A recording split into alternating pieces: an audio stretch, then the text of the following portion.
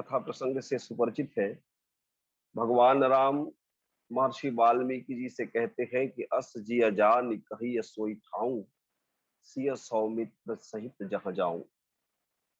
महाराज, आप उस स्थान की ओर मुझे जाने का संकेत कीजिए जहां मैं अपनी भार्या और भाई के साथ में निवास कर सकूं।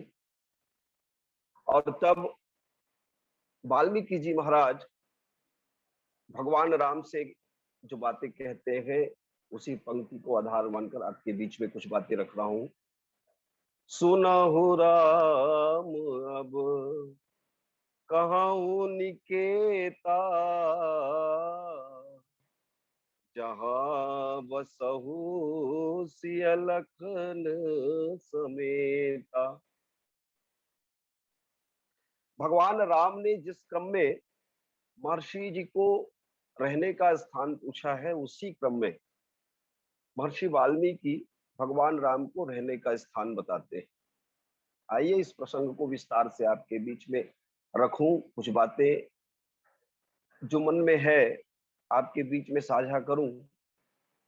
हो सकता है मेरी बातों से सभी सहमत ना हो, लेकिन एक विचार होनी चाहिए इस प्रसंग पर, कुछ बातें आनी चाहिए। गुरुदेव जी के साहित्य में तो बहुत सारी बातें इस संबंध में लिखी गई है। सबसे पहले भगवान राम का परिचय जिस रूप में हमारे सामने महर्षि वाल्मीकि जी रखते हैं, वहां श्री राम जी, श्री सीता जी और लक्ष्मण जी को क्या कहा गया, इस बात को ध्यान में रखते हुए इस प्रसंग पर विचार होना चाहिए। महर्षि वाल्मीकि जी कहते हैं, श्रुति से तु पालक राम तुम, जगदीश माया जानकी। बोले राम आप है कौन? तो राम जी के लिए श्रुति से तु पालक राम तुम जगदीश, उसके लिए ये कहा गया कि राम आप तो जगदीश्वर है, जगत के ईश है। और श्री सीता जी कौन? तो माया जानकी, श्री सीता जी को माया कहा गया।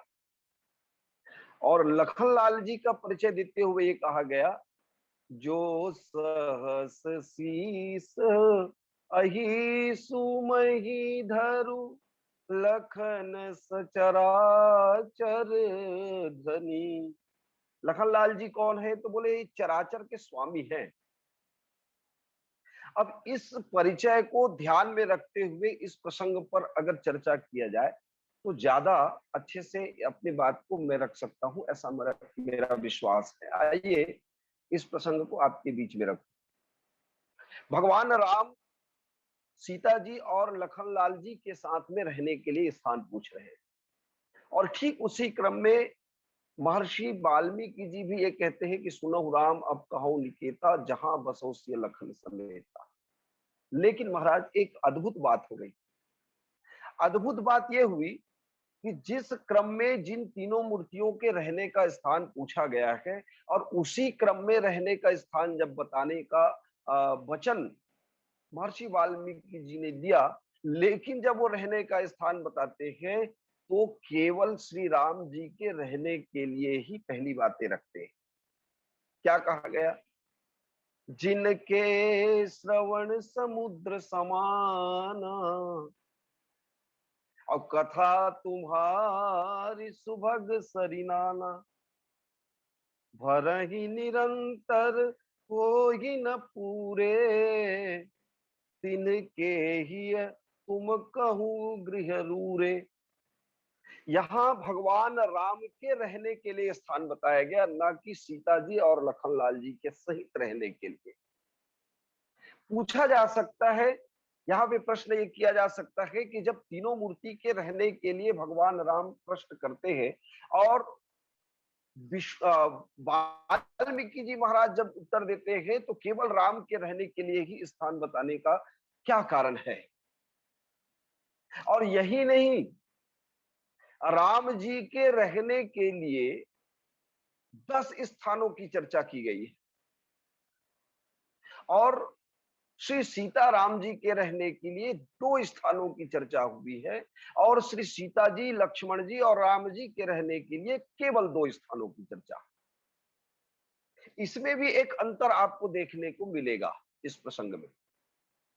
अंतर ये है कि एक ओर भगवान राम को रहने के लिए किसी के मन का स्थान चयन किया गया, तो कहीं कहीं किसी के हृदय में निवास करने के लिए आग्रह किया गया है। इस 14 स्थानों की जो चर्चा हुई है महाराज जी, उसमें 5 स्थान ऐसे हैं जहां भगवान राम के रहने के लिए मन को चयन किया गया, केवल राम जी के रहने के लिए। और उनमें से 5 फिर अलग स्थान का चयन किया जहां हृदय में रखने की, रहने की, निवास करने की बात कही गई, केवल राम जी के लिए। प्रश्न आता है मन में कि तीनों मूर्ति के रहने की बात तो पूरे 14 स्थान में होनी चाहिए थी जब भगवान राम ने इस विषय में कहा था। तो लेकिन वाल्मीकि जी का आश्रय क्या है? उनका आशय ये ऐसा लगता है कि जब वो स्थान बताने लगे कि राम जी आप कहाँ रहे, तो उन्होंने, उनके मन में ये आया कि राम जी आप वन में निवास करने आए हैं, और वन में जब निवास करने आए हैं तो यहाँ जो पहले से वनवासी है उनका क्या? आप जब वन में निवास करने आए हैं और आप जगदीश्वर के रूप में हैं, क्योंकि उनका परिचय इसी रूप में दिया गया है, आप जब जगदीश्वर के रूप में हैं तो निश्चित रूप से वनवासी का जीवन तो धन्य होगा ही। तो वनवासी लोग कितने स्तर में यहाँ रहते हैं ये भी तो जाने।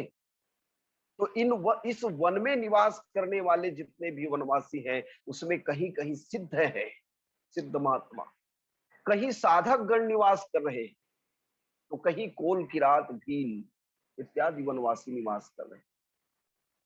जब राम जी के लिए केवल ये कहा गया कि जिनके श्रवण समुद्र समाना कथा तुम्हारी सुभग सरिनाना, तो निश्चित रूप से महर्षि वाल्मीकि के मन में ये आया कि राम जी के रहने का स्थान पहले इसलिए कहा गया कि राम जी साधकों के जीवन में, सिद्धों के जीवन में सबसे पहले आए। और वो भी कहा, तो बोले उनके हृदय में, उनके मन में। कहीं कहीं मन में कहा गया, कहीं कहीं हृदय में। 5 स्थान ऐसे हैं जहां मन में निवास करने की बात आई और 5 स्थान जहां हृदय में निवास करने की बात आई। मैं निवेदन करूं आपसे, मन में राम जी के निवास करने के पीछे जो आग्रह है उसका तात्पर्य क्या है वाल्मीकि जी महाराज का? क्रम तो ये होना चाहिए था कि राम जी, सीता जी और लक्ष्मण जी के निवास की बात हो, लेकिन केवल राम के निवास, वो भी मन में, क्यों? तो महर्षि वाल्मीकि जी का आशा ये है कि इस वन में जो सिद्ध पुरुष रहते हैं, जो साधक रहते हैं, वो जब अपने जीवन में साधना का श्री गणेश करते हैं, तो आप सब जानते हैं कि साधना के श्री गणेश का सबसे पहला चरण जो है वो है मन का नियमन करना।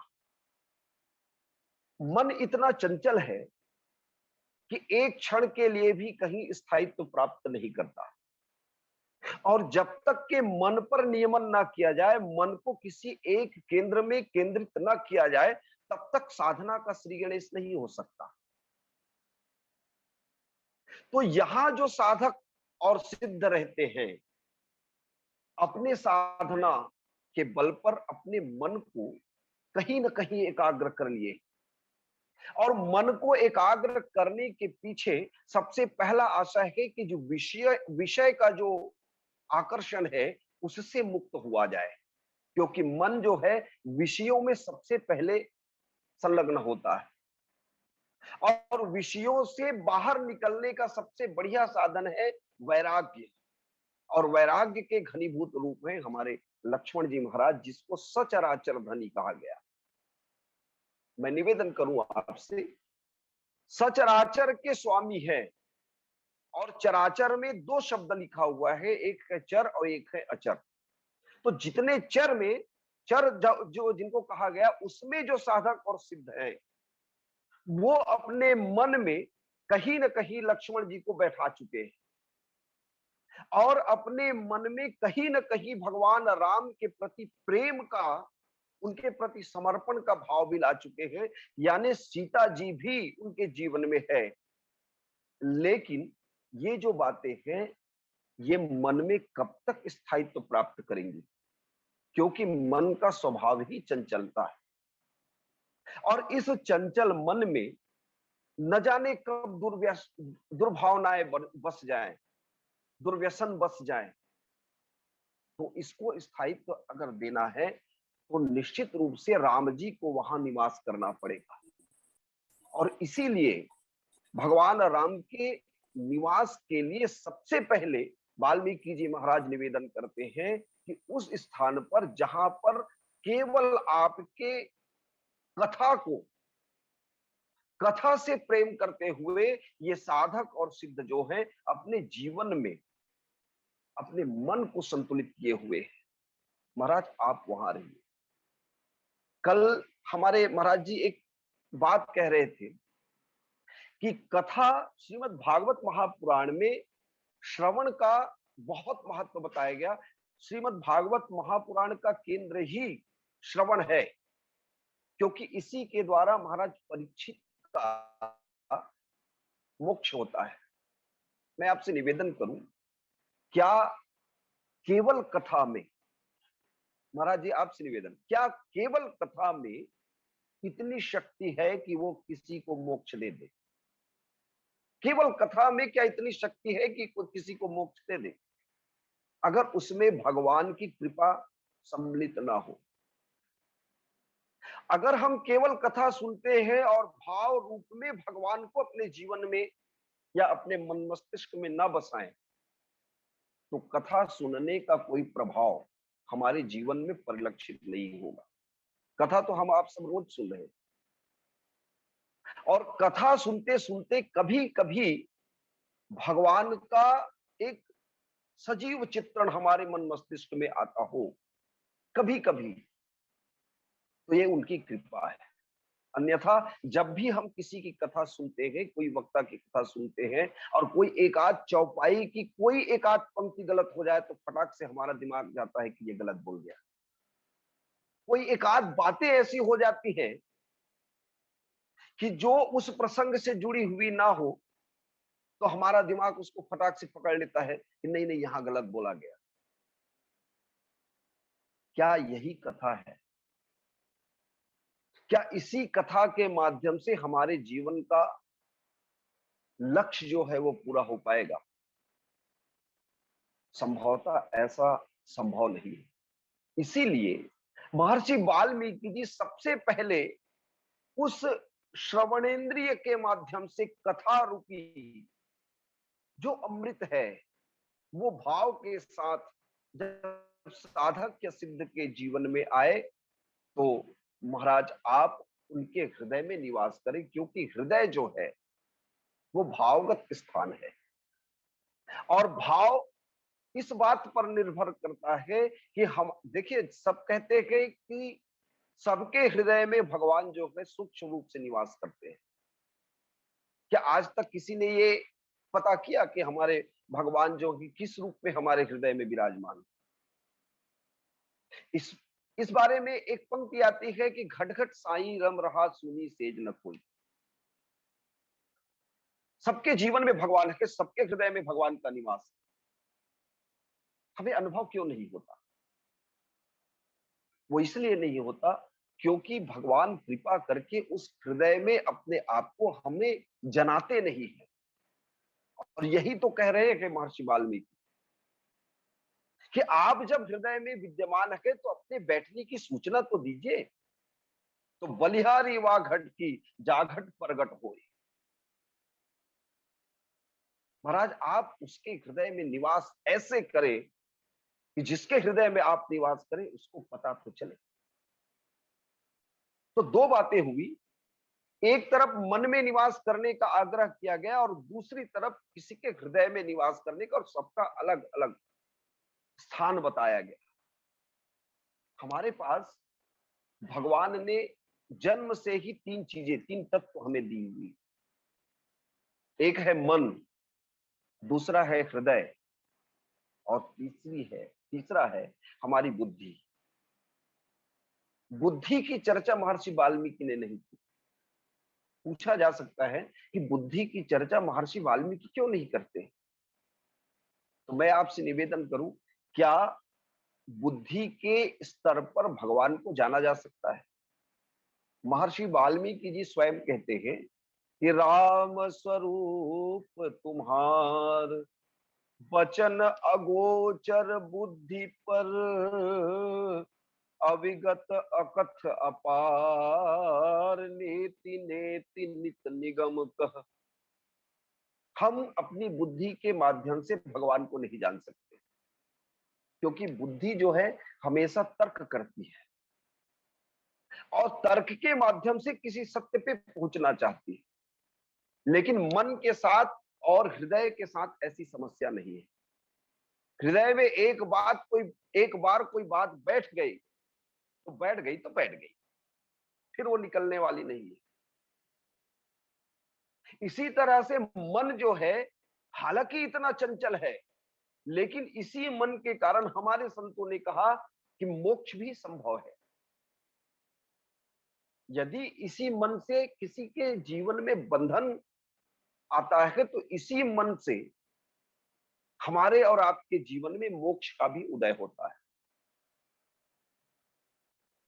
इसकी चंचलता को केवल एक दिशा देने की जरूरत है, और राम जी स्वयं आके रह गए ऐसा तो संभव नहीं है।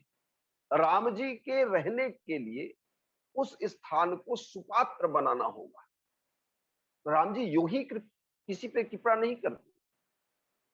राम जी जब भी कृपा करते हैं तो सुपात्र पे कृपा करते हैं, और सुपात्र पे कृपा करते हैं तो उस पात्र की पात्रता भी तो देखनी होगी। तो जिस बात को मैं आपके बीच में रखना चाहता हूं, उसका मूल बिंदु, उसका मूल पक्ष यह है कि जब भगवान राम ने श्री सीता जी, लक्ष्मण जी और स्वयं के रहने का स्थान पूछा है, और महर्षि वाल्मीकि जी जब केवल राम जी के रहने का स्थान बताते हैं, तो ऐसा क्यों? इस बाबत मैंने आपके सामने ये बातें रखी। मैं उस बिंदु पर आपका ध्यान चाहूंगा जहां पर महर्षि वाल्मीकि जी ने तीनों मूर्तियों के रहने के लिए स्थान बताया। 14 स्थानों की चर्चा हुई है, और 14 स्थानों में 10 स्थान तो केवल ऐसा है जहां सिर्फ भगवान राम के रहने का निवेदन है, आग्रह है। लेकिन केवल 2 स्थान ऐसे हैं जहां भगवान राम, सीता और लक्ष्मण जी के रहने का आग्रह किया गया है। केवल 2 स्थान।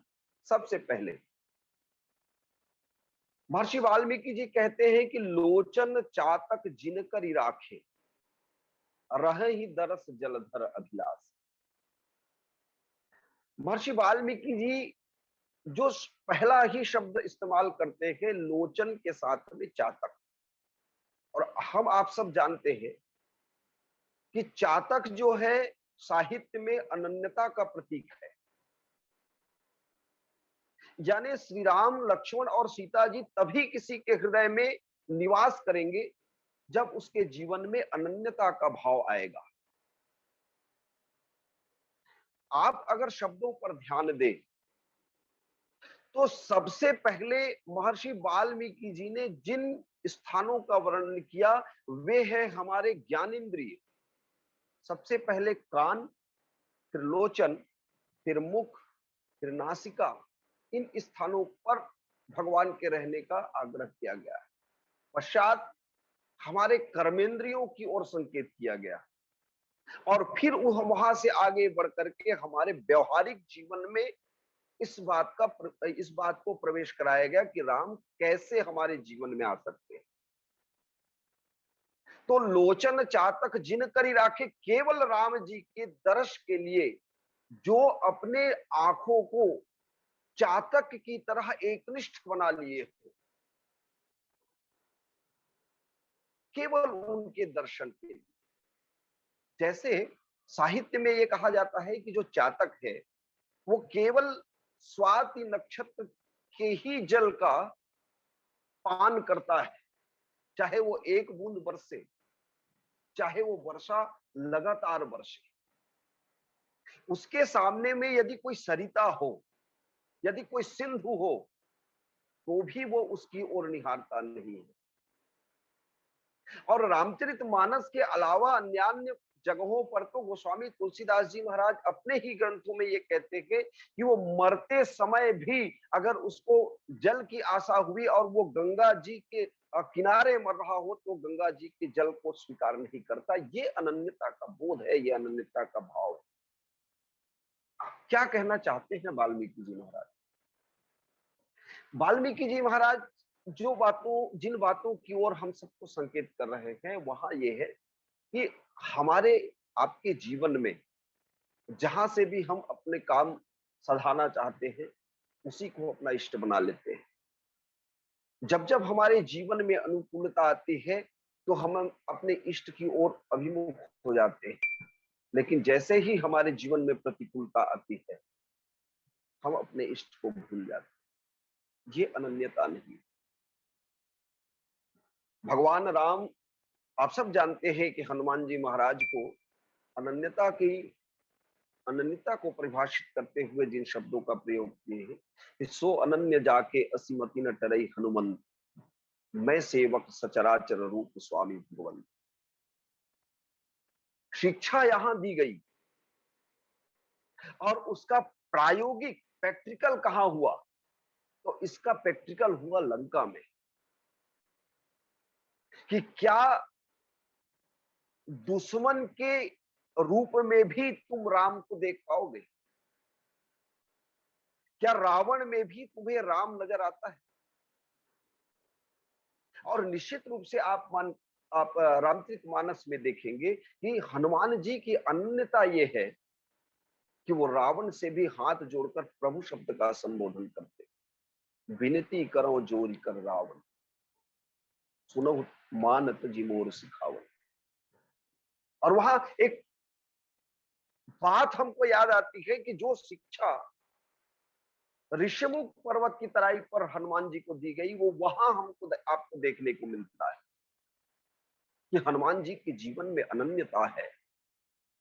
हनुमान जी तो राम जी के सेवकों का भी सेवक बनने को तैयार है, दासानुदास जिसे कहा जाता है। तो महर्षि वाल्मीकि जी भगवान राम सीता लक्ष्मण के रहने के लिए जो पहला स्थान बताते हैं, तीनों मूर्ति के रहने के लिए, वहां पे ये कहते हैं कि लोचन चातक जिन करी राखे, रहि दरस जलधर अभिलाषे, निदरहि सरित सिंधु सर भारी, रूप बिंदु जल होई सुखारी। तीन पंक्ति में ये बातें कही गई। तिनके हृदय सदन सुखदायक, और बसहु बंधु सिय सहर नायक। राम जी सुख के धाम है। अंतिम पंक्ति को और आपको लेके चलो। राम जी सुख के धाम है। हमारे राजेश्वरानंद जी महाराज ये कहते हैं कि यूं तो धाम धाम में सुख है, लेकिन सभी सुख धाम नहीं, केवल राम ही सुख धाम है। सो सुख धाम राम असनाम। यानी जीवन में अगर सुख चाहिए तो राम को ले आए। लेकिन प्रश्न ये आता है कि क्या राम जी के लिए भी ऐसा कोई धाम है, ऐसी कोई जगह है जहां राम जी को सुख पूर्वक ठहराया जा सके, या जहां रह करके राम जी सुख पा सके? तो इसी स्थान की ओर वाल्मीकि जी महाराज संकेत करते हैं कि तिनके हृदय सदन सुखदायक। उनका हृदय घर है, तो कैसा घर है? बोले सुखदायक घर है, और वहां आप तीनों मूर्ति निवास करें। मैं निवेदन करूं आपसे, वनवासी वनवासियों का जो जीवन यहां हमको दिखाई देता है, जो कोल भील किरात, उनके जीवन में भगवान राम, सीता और लक्ष्मण जी का आगमन। आप पढ़ते हैं, हम सब जानते हैं कितना सुख का अनुभव वहां वनवासियों को हुआ। ऋषि मुनि सिद्ध साधक तपस्वियों को भी जो आनंद नहीं पाया, जो जिन्होंने जितना आनंद नहीं पाया, उससे भी ज्यादा सुख ये कोल की रात भील प्राप्त करते हैं भगवान तीनों तीनों मूर्तियों से। और भगवान राम भी ये वनवासियों से मिलकर कितने सुखी। रामचरितमानस के अयोध्या कांड में इसका विस्तृत वर्णन किया गया है। अगर उस ओर जाए तो कथा और भी लंबी हो जाएगी, मैं दूसरे बिंदु पर नहीं जा पाऊंगा। मैं इतना ही निवेदन कर दूं कि ये जो जितने भी साधक सिद्ध ऋषि मुनि और कोल किरात यहाँ बसे हुए हैं, सबके जीवन में अनन्यता नहीं है। इसीलिए सबके जीवन में अनन्यता नहीं है, इसीलिए सबके स्थान पर तीनों मूर्तियों को रहने का आग्रह नहीं किया गया, केवल दो स्थान चयन किया गया। और यहाँ हृदय की बात कही गई है कि हृदय में अनन्यता का बोध जब जीवन में आ जाए केवल राम के दर्श के लिए, तो ये मान के चलिए कि वो तीनों मूर्ति उस व्यक्ति के हृदय में निवास करने को तैयार है, जैसा कि वाल्मीकि जी महाराज कहते हैं। दूसरी बात, एक और स्थान बताया गया जहां मन में बसने का आग्रह किया गया तीनों मूर्तियों के लिए, और वहां गोस्वामी तुलसीदास जी महाराज लिखते हैं कि स्वामी सखा पितु मातु गुरु जिनके सब तुम तात, मन मंदिर तिनके बसहु सिय सहित दो भ्रात, सियावर रामचंद्र की जय। स्वामी सखा पितु मातु गुरु जिनके सब तुम तात, कहीं ना कहीं यहां भी उसी अनन्यता की ओर संकेत किया गया है झालवाड़, कि देखिए हम जब स्वामी शब्द का संबोधन करते हैं तो अपने ऊपर किसी न किसी को स्वीकार करते हैं। और इस जगत में, इस सृष्टि में राम जी को जिसने अपने जीवन में स्वीकार कर लिया, क्या उसके ऊपर और किसी का स्वामित्व हो, ऐसी कल्पना की जा सकती है? या इसको ऐसे भी कह सकते हैं कि जिसको हमने अपने ऊपर स्वीकार किया है, अगर उसमें हम राम जी का रूप देख पाए तो ये भी तो अनन्यता है। सखा, जिसे हम सखा कहते हैं, या तो हम राम जी को ही अपने जीवन में सखा के रूप में ले आए, या जो हमारे जीवन में सखा है उसको हम राम जी के रूप में माने। बात एक ही है, लेकिन दोनों बात में बहुत अंतर है। दोनों बात में अंतर इसलिए है कि जो हमारे जीवन में हम जिसको सखा मानते हैं, मित्र मानते हैं, क्या उसमें हम राम का रूप देख पाएंगे? अगर हमने अपने मित्रों में राम का रूप देख लिया तो कभी कोई बात पे अनबन तो हो ही नहीं सकती महाराज। कहीं कोई झगड़ा का या कोई मनमुटाव का स्थान तो रह ही नहीं जाता। क्या कभी अपने मित्रों से कभी कोई बात में अनबन हुई? आप सब वरिष्ठ जमान है, कहीं ना कहीं किसी न किसी बात पर, चाहे कितने भी अभिन्न मित्र हो, कितने भी घनिष्ठ हो, कहीं ना कहीं किसी न किसी बात पर कहीं ना कहीं मनमुटाव आ ही जाता है, कि भेद आ ही जाता है। और शायद इसीलिए वाल्मीकि जी महाराज ये कहना चाहते हैं कि इसको और भी सुदृढ़ बनाने के लिए हम अपने सखा को राम के रूप में मान लें, या जिनके जीवन में कोई सखा है ही नहीं, निश्चल मित्रता है ही नहीं, वहां राम को ही मित्र बना ले तो कैसा रहेगा? स्वामी सखा, और स्वामी, स्वामी तो राम जी ही है, या जिसे हम स्वामी कहे उसको हम राम जी मान ले। पितु मातु गुरु, अक्सर हमारे पटल पर जुड़ने वाले हमारे महाराज जी लोग राम जी के लिए जब किसी मंत्र का प्रयोग करते हैं, या मंगलाचरण जब किया जाता है, तो इस बात को कहा जाता है कि स्वामी सखा मत पिता रामचंद्र, सब ये बातें आती है, लेकिन ये केवल कहने के लिए है। मैं निवेदन करूं आपसे, अन्यथा ना लीजिएगा। पिता अगर हमारे रामचंद्र है तो लौकिक पिता का क्या है? क्या हमारे जीवन में जो हमारे लौकिक पिता हैं, उन्हें हम ईश्वर का दर्जा दे पाए हैं कभी? क्या हमारे जीवन में हमारी जो माता है, क्या उसमें हमने कभी भगवान का स्वरूप देख पाया? ऐसे प्रवचनों में बड़ी बड़ी बातें होती हैं और कई लोग तो मजबूरी में करते हैं, लेकिन यही है कथा। इस कथा के प्रभाव से अगर हम अपने जीवन में वो स्थान देने का प्रयास भी कर पाए, तो हमारे कथा में जुड़ने का, हमारे कथा सुनने का और कहने की सार्थकता होगी। भगवान में ईश्वर, पिता में भगवान और भगवान में पिता। स्वामी सखा पितुमातु गुरु। तो ये 5 चीजें हैं, 5 तत्व हैं, जिनके सब तुम ता, जिनके जीवन में सब कुछ आप हैं। स्वामी भी आप, सखा भी आप, पिता भी आप, माता भी आप और गुरु भी आप। उनका मन कैसा है? तो उनका मन है मंदिर महाराज। मंदिर, अगर देखिए, भगवान स्वाभाविक तौर पर, हमारी मान्यता ये है कि भगवान मंदिर में रहते हैं। क्या मन को मंदिर बनाया जा सकता है? बोले हाँ। वाल्मीकि जी महाराज कहते हैं कि मन को मंदिर बनाया जा सकता है, केवल 5 तत्वों पर आप भगवान को बैठा लीजिए या भगवान का आरोपण कर लीजिए, बस आपका मन मंदिर बन गया। और जैसे ही आपका मन मंदिर बन गया, तो श्री सीताराम और लक्ष्मण जी महाराज हमारे मन के मंदिर में आकर निश्चित रूप से निवास करेंगे। यही वाल्मीकि जी महाराज का कहना है और इसीलिए वे आग्रह कर रहे हैं।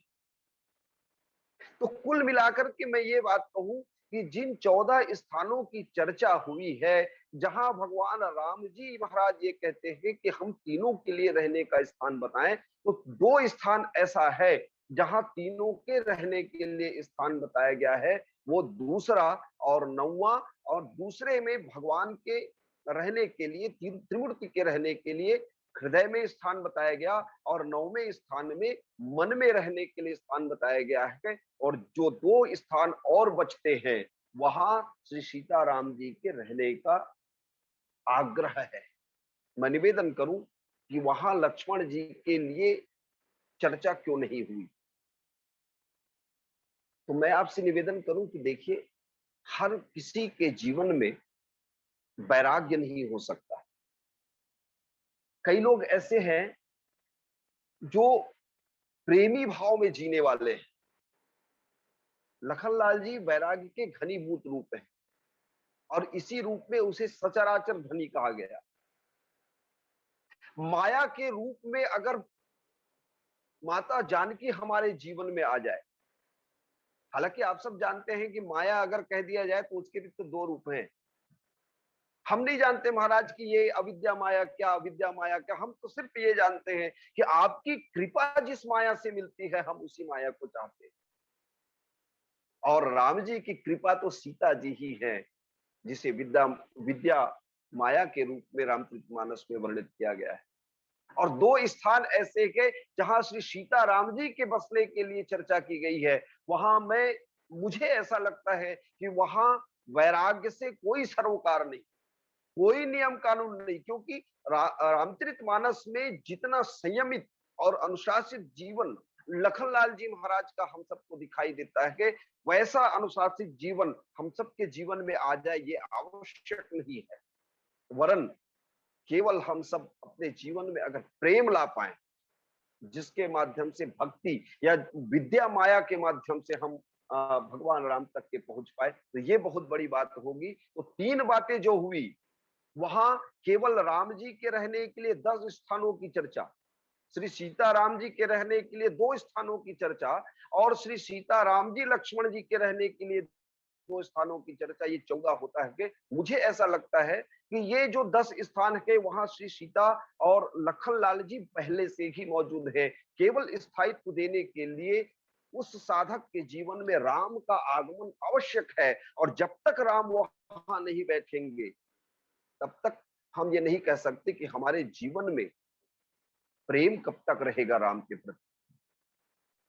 हमारे मन में, हमारे हृदय में वो वैराग्य या वो विषयों के प्रति वैराग कब तक के टिक पाएगा, नहीं कह सकते। अगर राम जी हमारे हृदय में, हमारे मन में बैठ गए, तो हम निश्चित ये कह सकते हैं कि हाँ, अब हमारे जीवन की कोई धन्यता हो सकती है। भाई झाल सिंह जी, मैं इतना ही कहकर अपनी बातों को विराम दे रहा हूँ। आप सबको सादर प्रणाम करते हुए, बोलिए सियावर रामचंद्र की जय।